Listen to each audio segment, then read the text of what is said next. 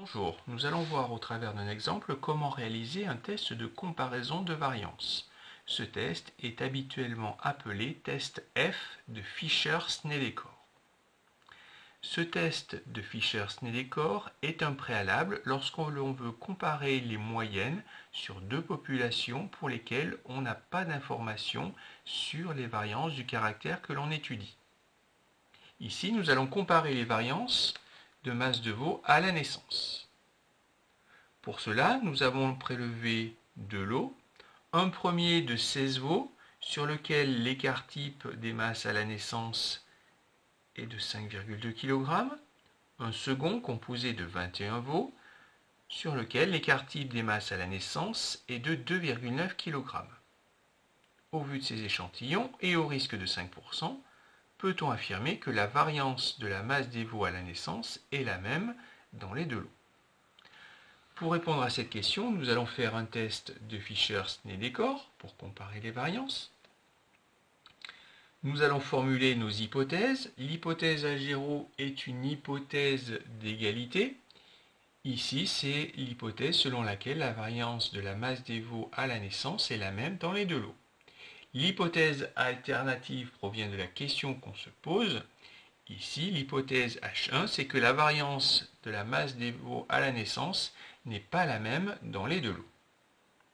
Pour définir notre variable aléatoire de décision, nous avons besoin au préalable de définir deux variables aléatoires, S1 et S2.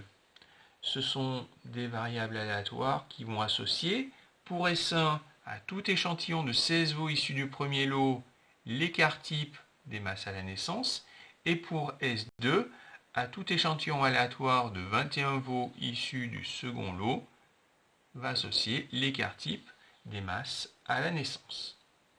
Sous l'hypothèse H0, notre variable aléatoire f égale 16 sur 15 S1 carré divisé par 21 sur 20 S2 carré est distribuée selon la loi de Fisher-Snellekor à 15-20 degrés de liberté. Les tailles des échantillons 16 et 21, on les retrouve ici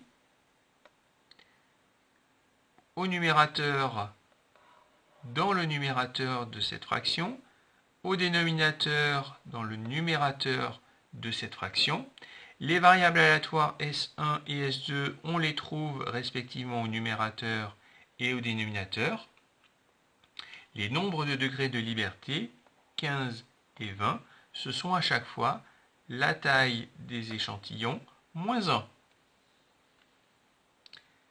Sur nos échantillons, la variable aléatoire de décision prend comme valeur 3,27. On a remplacé les variables aléatoires par leur valeur sur les échantillons.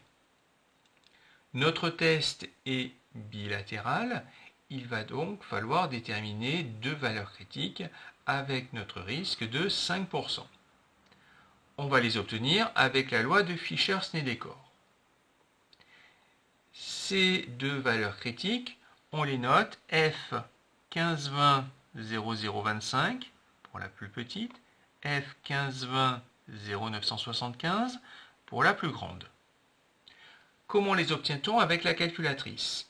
Eh bien, avec une TI, je vous ai donné un programme qui s'appelle FracFish et vous rentrez en paramètres 15, le nombre de DDL du numérateur, 20, le nombre de DDL du dénominateur, et ensuite 0,025 pour obtenir la plus petite des deux bornes, 0,975 pour obtenir la plus grande des deux bornes de l'intervalle dans lequel on va accepter l'hypothèse H0.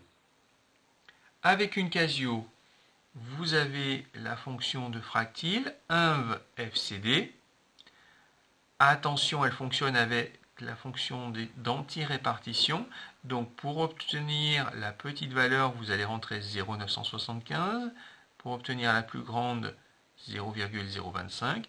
Et ensuite, le nombre de degrés de liberté, 15 et 20.